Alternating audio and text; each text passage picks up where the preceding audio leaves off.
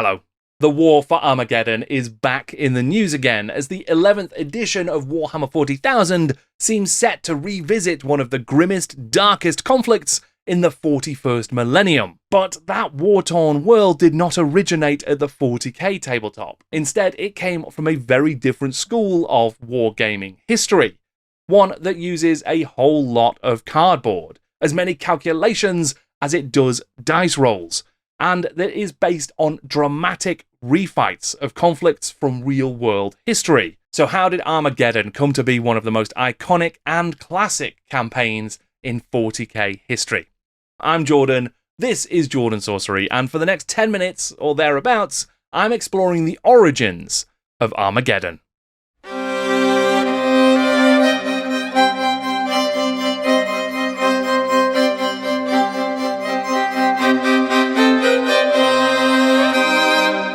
Before we call forth our mighty War and smash through the history of Armageddon, it's probably worth us dwelling for a few moments on the history of the name Armageddon, because it comes with some obvious and relevant historical and biblical connotations, most of which relate to a real bastard of a fight.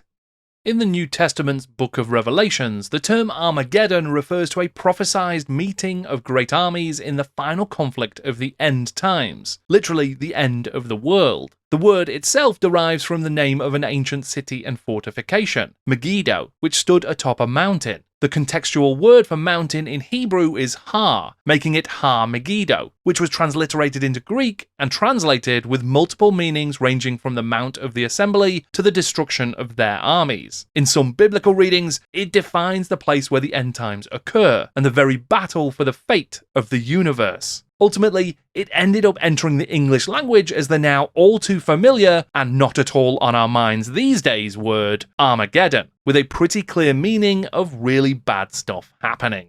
Of course, there's also the 1998 Michael Bay movie called Armageddon, so I guess another meaning for the word could be really loud stuff happening.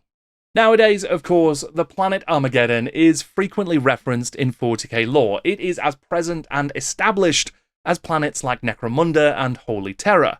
But it wasn't always that way. It had to come from somewhere, and when it first appeared, it did so almost fully formed. I've been trying to find out earlier references to the planet, and I've not found any before 1992, but they may exist, so if you know of any, please do let me know. It might be something I've forgotten or I've missed in my research. But it was in 1992 that the universe was rocked, because that was when the wargame was released, Battle for Armageddon. Designed by Jervis Johnson, Battle for Armageddon was the first entry in a series of releases that were described by Games Workshop as board war games. These were strategic board games that simulated huge conflicts, not with miniatures, but much like the Warhammer naval game Man of War that would release shortly afterwards, with the extensive use of cardboard tokens and chits. The Wargame series would include just 3 full game releases, all of which were set in the 40k universe, and gave players the chance to refight battles that changed the course of history. As well as Battle for Armageddon, there was the Doom of the Eldar, a magnificent game that depicts the Tyranid attack on the craft world of Iyanden, and also Horus Heresy, a boxed game that dramatically expanded upon the details for the then relatively light lore for that pivotal conflict. Alongside these 3 boxed war board game boxes, there was an expansion for Armageddon, Chaos Attacks, and also a completely self-contained free minigame produced using the same rule system called Warmaster that was printed in White Dwarf 161. That allowed you to play through the final fight on Horus's battle barge during the Siege of Terror. All of these games take place on amazing maps, and they use roughly the same system, where each army, static defense, titan, unit, or character was represented by a single counter. Each counter has 3 numbers printed on it: attack, defense, and movement. Combat is resolved by comparing the total attacker's value to the total defender's value, which you then turn into a ratio. An attack total of 12 and a defense total of 4 means there's a 3-to-1 ratio in favor of attack, for example. Then, the defender rolls a d6 and consults the column with the same ratio on the reference sheet to determine the exact outcome of the battle. It's all about building up the odds in your favor, so stacking up loads of counters in a single location can give you a better ratio, and therefore cause more damage, but that will thin your attack or your defense elsewhere.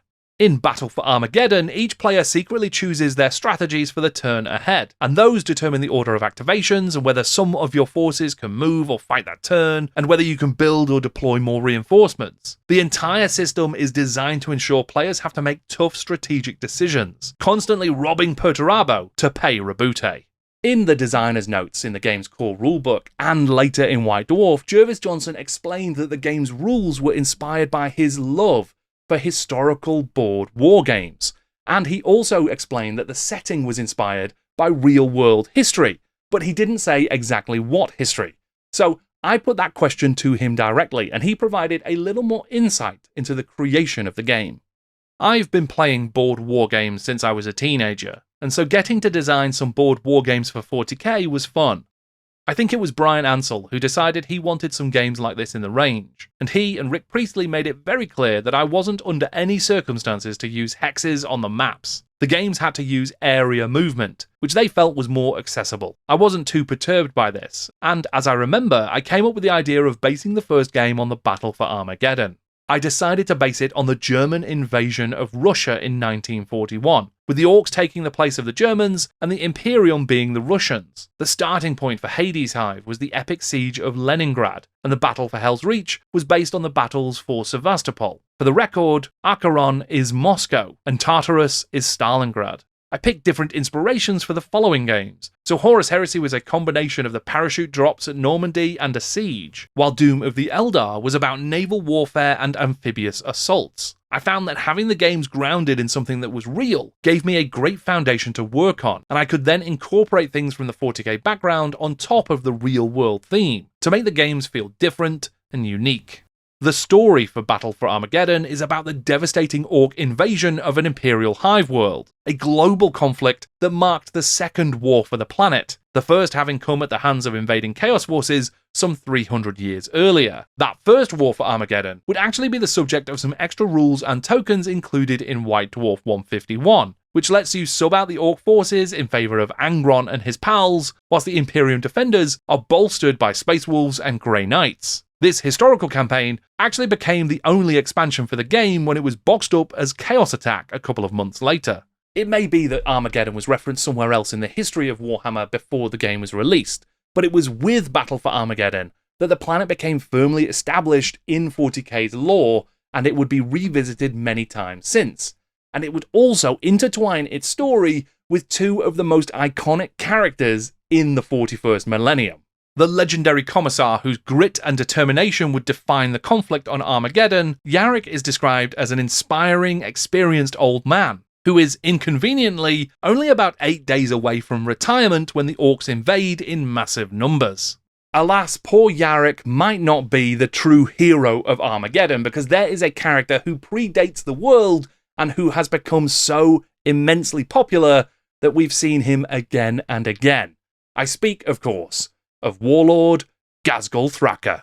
Although the canny and dangerous Ghazghkull has now become synonymous with the unending wars for Armageddon, the character didn't come from the planet. He first appeared publicly in a White Dwarf article written by Andy Chambers for February 1991's issue 134. To celebrate the release of the Proto-Codex Orcs book, Here We Go, Chambers went through the process of creating a full Goth warband and converting a special miniature to lead it. Rumour has long suggested that the war boss's full name, Ghazghkull Mag Uruk Thraka, was a play on the name Margaret Thatcher, but Chambers has put paid to that scuttlebutt by stating on Facebook that it was in fact derived from J.R.R. Tolkien's Black Speech of the Orcs, with the meaning of Ghazghkull being metal skull and Mag Uruk Thraka meaning big orc leader. What has never been in dispute though is the character of the monstrous beast.